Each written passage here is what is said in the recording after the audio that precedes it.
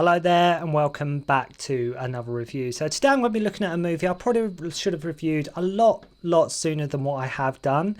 It's a film franchise that so deserving of a review, and that is 1974's The Street Fighter with Sonny Chiba. I will get round to reviewing the other Street Fighter movies, but I thought I'd start with the ultimate classic. And when I think this film was made in 1974, God, that seems a long time ago. That really does seem a long time ago. And I only say that because watching it again recently, the film still feels fresh. It's still as good as it always has been. And there's so much to say about the Street Fighter, so we'll have a look at it today and sort of see how the film holds up. But it's already, I can tell you right now, it's a film you've got to see. It's definitely worth checking out. Directed by Shigehiro Ozawa, and one of the first films I think to receive an X rating in the US. I think somewhere along the lines of, I think it was around, was it 16 minutes or so of cuts were made along them lines, about a quarter of an hour of cuts for it to sort of get an R rating. I mean, that is a hell of a lot of cuts. That is one hell of an edit. I say one of the first films to receive an X rating. Now, make no mistake, this is a violent movie. This is a hugely, vastly whopper of a violent movie, and that is largely because Sonny Chiba plays Terry, or shall we say Takuma Tsurugi, as such a hard, nasty, mean and violent bastard that, as I say, he just holds the screen. This is a guy that doesn't care. He has no morals. He does what he wants as long as the price is right. Now, with a lot of movies from this time, you aren't there for the plot. You're here for the whoop-ass action, and that is going to be displayed. But with these movies, it's Sonny Chiba's sheer conviction and almost over-the-top animalistic reactions and mannerisms and composure that really do elevate the film. Yes, Bruce Lee films were violent, but there was sort of an elegance there. There was sort of a bit of flamboyance there. Sonny Chiba in The Street Fighter is down, dirty, gritty, ready to scrap, ready to fight. He's, like I say, very, very different from the Bruce Lee character. So different. I mean, Bruce Lee passing away in 1973, but it was only, like, say, 2 years before. I mean, obviously up to this point we'd had films like Chinese Boxer, we'd had the Bruce Lees, etc. But the Street Fighter is sort of an entity onto its own because, it, as I say, it's so unapologetic in its character, and Sonny Chiba just holds the screen amazingly. He really does. As I say, it's a real, putting the fights aside, the sheer performance of Sonny Chiba in this movie is just worth watching for alone. But with the Bruce Lee movies, the point I was trying to make was there was sort of composure there. Sonny Chiba and the way the Street Fighter's fight sequences are shot and filmed is that these aren't fights. This is sort of, I'll win any way I can and any way I have to. This wasn't a graceful martial arts noble fighter. This is a guy that would pretty much punch through your head if you so much as looked at him the wrong way, so much as say a nasty, mean dude he is. So, and Sonny Chiba, like I mentioned, Sonny Chiba really, I can't stress enough, he holds the screen with so much force and conviction that it's impossible not to love this movie if you're a martial arts fan.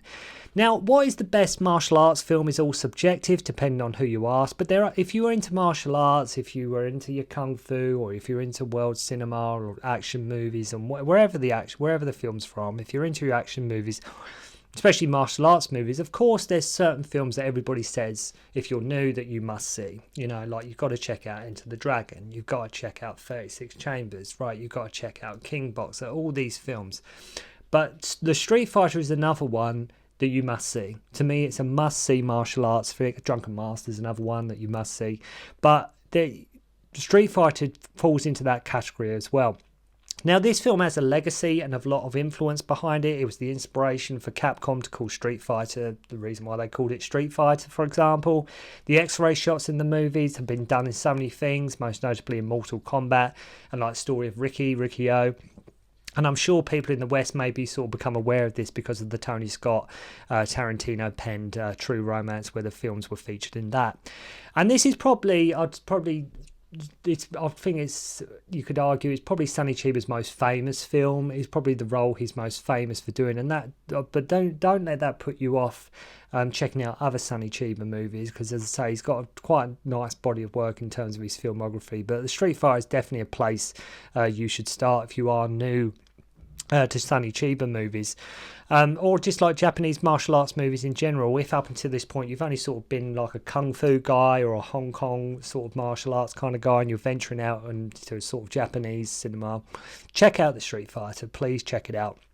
And the great thing with the fights is you never know what he's going to go for next, right? Is he going to punch his head off? Is he going to break the guy's fingers? Or even like just completely castrate the guy?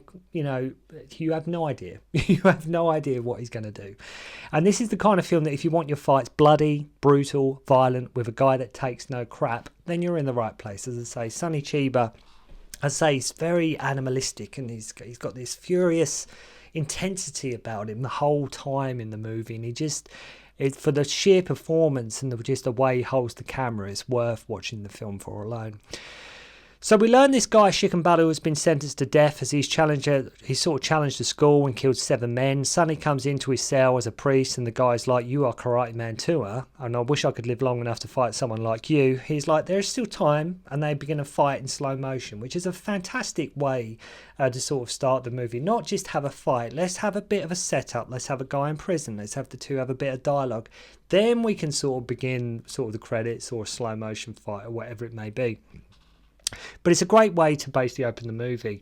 And he gives him, what he does is he gives him sort of delayed asphyxia with one of his blows. And you have to love how like, the theme to this has them sort of 70s sort of Isaac Hayes Shaft vibes running through it. A lot of use of the wah pedal, as you would come to expect from a film of this ilk, sort of set during this time, 74, set during modern day. There's going to be a bit of wah pedal on the soundtrack.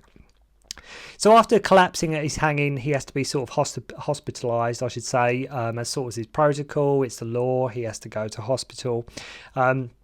Sonny and his assistant hijack the transport car, so the brother and sister of Shigehiro turn up at Tsurugi's Sonny's character, and they want to know where he is, and Sonny wants the rest of his money.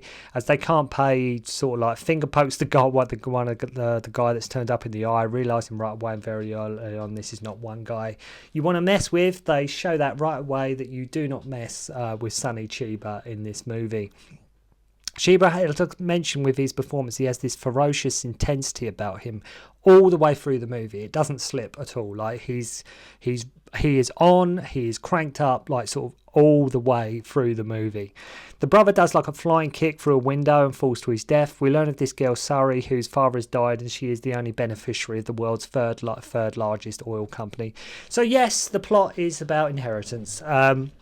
Not entirely hugely original, but again, you've got to have some plot in place. So it's just about this girl. She's basically gets this money, and guess what? With her inheritance, some bad guys want it. Now, who would have thought? So Sonny brings the girl to the company he works for, who attacked him earlier, run by Mutaguchi, and basically she gets put into sexual slavery. Now, again, this isn't like I say the noble, right-to-do thing kind of hero.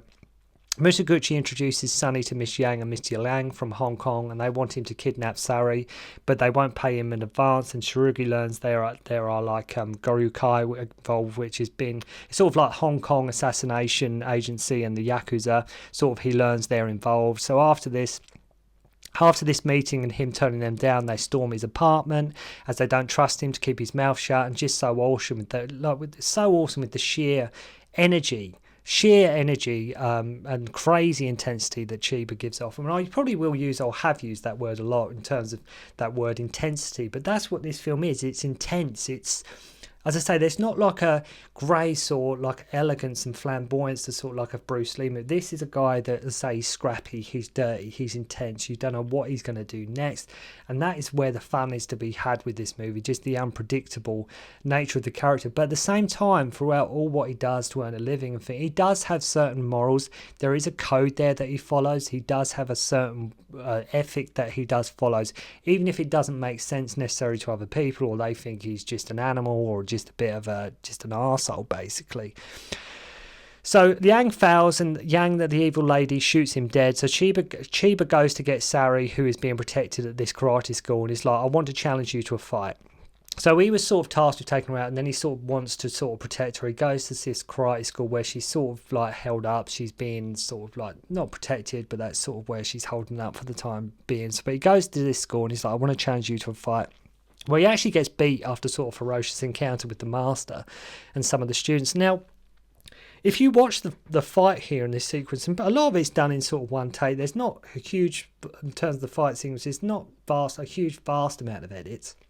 But when you watch this fight, there's no mats, what they're fighting on. It is literally, it looks and it sounds, and it's like a hard floor, right? It sounds completely like there's no mats here. On the floor they're using, they're rolling around in it, they're fighting on it, they're falling on it, everything. The master used to know Tsurugi's father, Raizan, who fused Japanese karate and Chinese boxing, Chinese kung fu, which is quite awesome in itself that his father sort of fused them two styles. And we get a flashback of his father being executed for being a traitor, telling him to train hard and not to let anyone get the better of you. So his whole purpose of going there is like, I want you to hire me, and fills the dojo in on the situation about the Yakuza and the Hong Kong assassination agency and all that's going on. As I say, the plot is relatively simple. Although the master seeks anger in Chiba's karate, he agrees to hire him to protect her. Though you have to love how Sari, the girl, she doesn't want him protecting. Like she's more than up for being protected, but she thinks he's an animal. She's disgusted by him. Of all the people, she really doesn't want him sort of protecting her. She's got no interest in him whatsoever. We then get introduced to Morocco and Indoshi in Hong Kong, and their boss Ding Sao, Shikenbaro from earlier, is there and learns of his brother's death and naturally wants vengeance and payback on Chiba. And on top of that, if you recall, he put the girl into slavery and he wants to free his sister from the slavery she is in. So him and Ding Sao go to Japan. So whilst tailing Sari, Tsurugi and his assistant Rakuda have their car sort of picked up by like a digger on the freeway, and suddenly they're completely at this different location all of a sudden. It's not explained how they got there so easily, how they got off the freeway. It doesn't really matter, but anyway, it's probably a bit of a plot. Not a plot hole, but it's not really explained how they went from point A to point B. The car gets dropped, and here we see one of them X-ray moves I was telling you about, when he punches one of the guys as hard as anything on top of the skull. And nowadays X-ray moves, I'd say they're everywhere, aren't they? I'd say it's Mortal Kombat especially. I remember wasn't there one or two at the end of Romeo Must Die with Jet Li? I've not seen that film for ages, but I remember there being sort of an X-ray move in that as well. But now, at the time though, as I say, 74, the X-ray, that was new. Nobody had seen something like that before. So it was, as I say, that must have been incredible seeing it for the first time. But he punches one of these guys on top of the skull, and you sort of see the fist. I mean, it looks a bit sort of primitive now, but it's still quite a cool effect. So he goes to Mutaguchi HQ and meets Shikenbaru and finds the girl has been taken to a villa in Izu, and after a brief encounter, Tsurugi jumps out the window and him and his partner drive off. Sari and her two bodyguards go to escape, Kanon and Noga, I think are their names if I recall, after an ambush, and whilst driving, come across the blind man Morocco and Indoshi, and one of them men gets like a needle knife in the eye for good measure, and she gets taken. So the whole idea is this girl, she's got money coming, and Tsurugi's just trying to help her, save her, even though she doesn't want him to, and that kind of thing, even though originally he was tasked with taking her out and that kind of thing. So Tsurugi goes to save her, and she sees him arriving by boat the next day from her window right before one of the goons. The goons comes in and is about to assault her. Luckily though, Sonny Chiba comes in and you think, okay, right, so what's going to happen here, right? And one of the goons is about to assault her, but fear not, as Tsurugi comes in and just rips the guy's testicles off. And I think right there, that's your X rating. I think right there, that's why the film got cut so much. I mean, when you think like when the Bruce Lee movies were cut in the UK for many years because of like showing nunchuck, I mean, that is like nothing in comparison surely to ripping a guy's testicles off. And I mean literally, and I think right there, as I say, right there, that's why the film was rated as it was. So Chiba lets her and like his partner escape as he stays behind to deal with the bad guys. He meets Ding Sao, who's known as the Cutthroat of Kowloon, so not a nice guy if you're known as the Cutthroat of Kowloon. They begin to fight, but the baddies decide to sort of tie Sonny Chiba to a tree and beat him as they want to know where the girl is. I mean, why they don't just search the surrounding area, I have no idea. It's not like she could have gone far. Just search the surrounding area. He only got her out literally a couple of minutes ago, so, whatever. But anyway, they want to know where she is. And Rikudari's assistant goes to help him. Tsurugi has a gun in his face and he sort of refuses to give up a location. You get the impression that he will die because, as I say, he does have a code he follows. There are certain things he will not do and what he won't reveal. And like I say, he will not give up the location. He will not say where. And the partner gives away the location, and Tsurugi is fuming. When his partner gives away, he is absolutely livid. He is like he falls into the river, and after being cut loose, so angry that he wants his partner to go back to Tokyo alone. Like, you broke our code. I can't work with you. Like, I can't work with the guy who gives in so easy. Like, he's prepared to die at any point. He's like, I'm not going to tell you where she is, but he is absolutely livid at his partner for sort of giving away where she was.